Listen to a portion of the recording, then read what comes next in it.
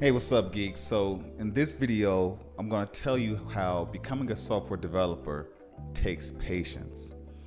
If you're learning any kind of tools or technology or trying to become a software developer on your own, it can be really frustrating, and I was in that position at one point in time. So this video is designed to help you navigate that situation a lot better than I did, and then give you some tips on how to accelerate the process of becoming a professional software developer. Now, before we get into that, in the description below, there's a link to a free course. If you click that link, it's going to send you to a landing page where you submit your information and you can get the free course. Also, check out the website GeekMODE.tech. There you can learn everything you need to learn about React Native if mobile development is something that you're interested in. Now let's get into the topic of this video. Now, why do I say software development takes patience? That's because technology is changing year by year, and there's so many different tools and routes that you can go as a software developer. I know for me, when I first got into software development, originally it was mobile. Mobile got me interested, and I was going to be a native iOS developer. And I started learning Objective-C. Now, I didn't know at the time that Objective-C was one of the hardest languages out there. And I didn't go to school for computer science or anything. I got my undergrad in economics, but I did get my master's in IT. But when I first started coding, I did that just as a hobby. And I do know that I remember just trying to learn Objective-C and build those mobile apps, man. It was just a headache. I felt like it was not clicking for me. Yes, I was copying what was in the book. I still have that book. I was copying what was in the book.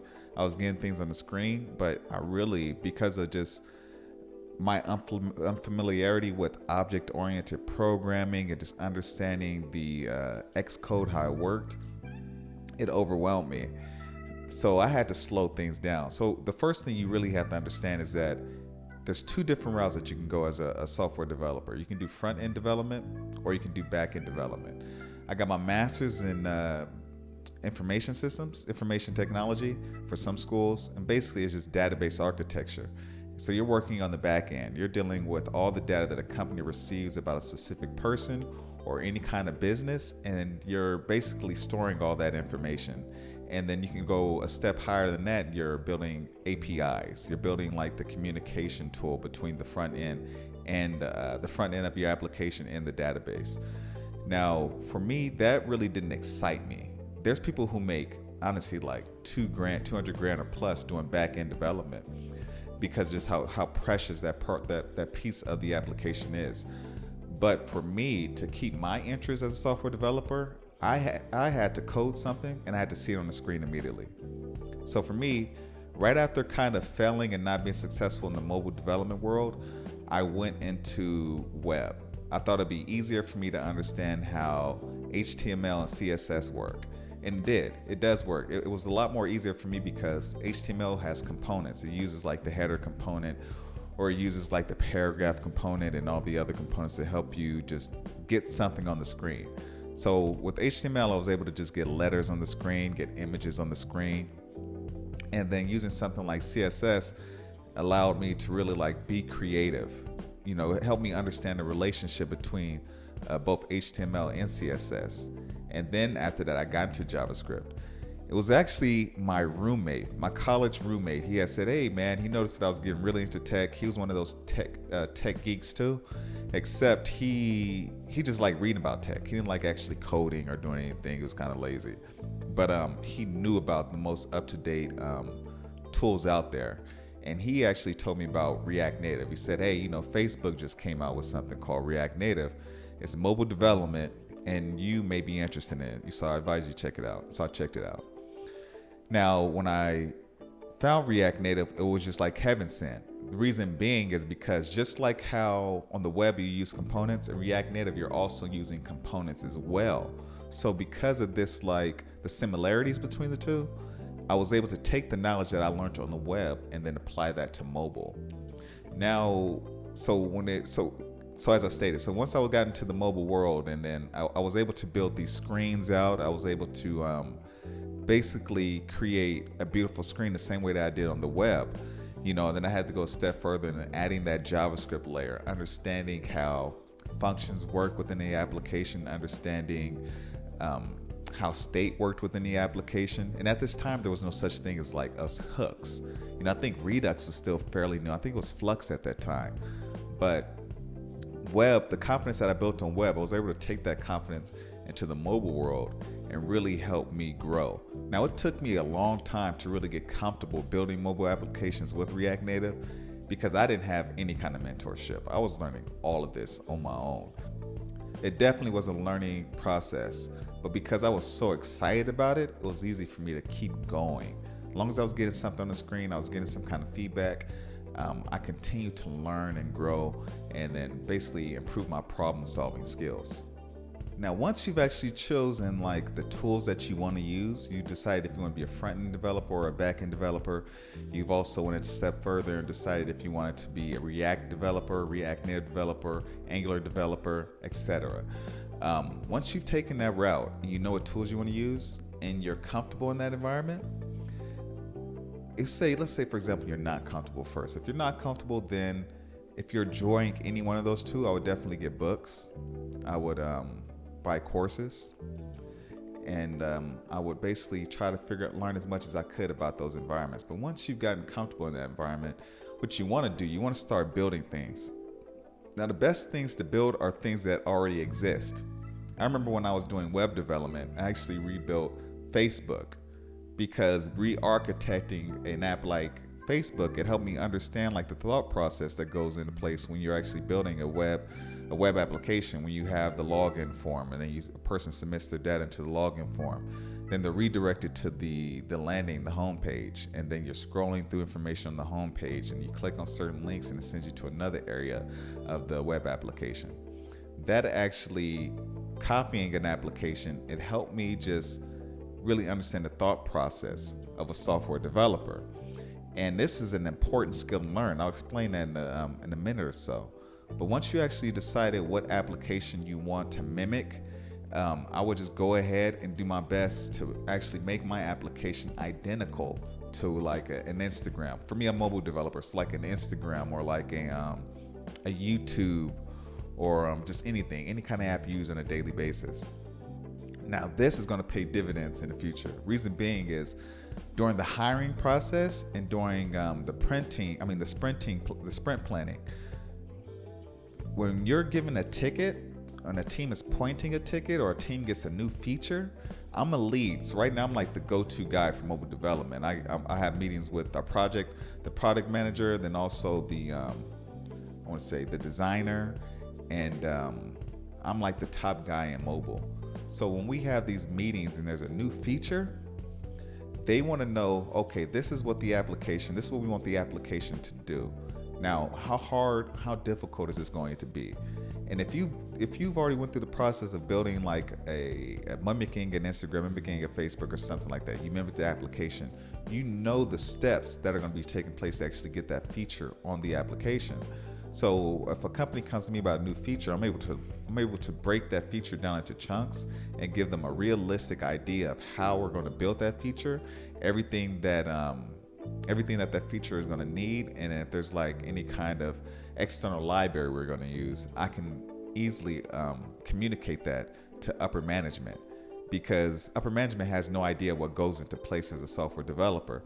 So as a software developer, you're going to have a way better idea of what it's going to take to build that and how long it's going to take the company to build that out, just so they can plan for, like events, or they can plan for the release of new features. So that's something that you definitely want to do, and I strongly advise you to get to that as soon as you've chosen a tool. So I've already plugged my course at the beginning of this video, but I'm gonna do it again. Like, if you're interested in learning React Native, I strongly advise you to click the link below, because mentorship is something that I definitely did not have as a software developer. So once you've gotten comfortable like building applications and rebuilding things that already exist, the next thing I would suggest is mentorship. Now, that's not easy. Obviously, mentorship is, you may not know a software developer. We're all over the place now because of COVID, and most developers are working remotely. So more cases than not, you're going to have to join like a Facebook group, or you're going to have to join like somebody's program where there's a community. Now, I've already plugged my school, GeekMODE School of React Native. There's a link in the description below. There's also a free course below. But you may not want to be a mobile developer. You may want to be a backend developer. You may want to do work in a different tool. So if that is the case, I would strongly suggest that you seek mentorship somewhere, because they're going to let you know about, like, for example, I've had interviews with companies where it's not just technical. Typically what they usually do, they'll test you on the algorithm, and then companies, another way they'll test you is actually they'll say, okay, they'll give you a React Native application and say, hey, we want the app to do this, and they just want to see how you think when you're building that application, or if you even can do it. Because if you're a React Native developer, you should know how React Native works. Now, there's an even higher level above that on how they test you, and they want to know, like, hey, tell us about things you built. Okay, how was it like building this?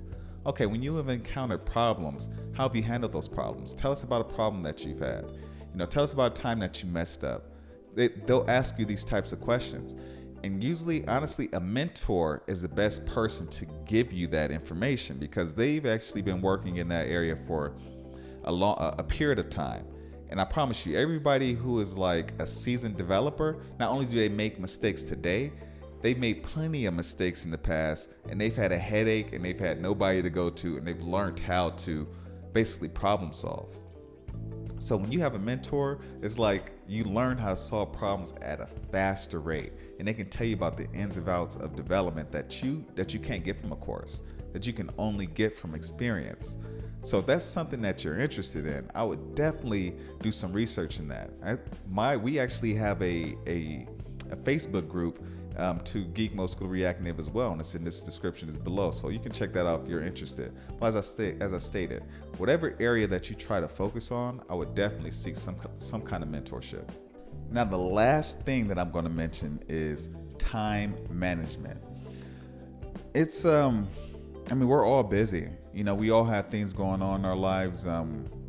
Some things better than the others, and sometimes you need to take time out. You need to take some time away to actually get your mind right to become a software developer. We are all growing up, and some of us grew up in healthy households. Some of us may have multiple jobs where we don't have the time to learn what we want to learn. So I would actually figure out a way to manage my time. I know that when I first started learning software development, I was in school. I had a part-time job, and then when I came home, I didn't have TV.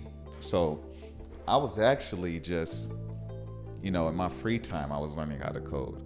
But if you're working as you're working full-time in whatever area, and then also you have relationship issues, or you have like mental health issues, or you have something, it's going to be very important for you to put some time aside to actually invest into becoming a software developer.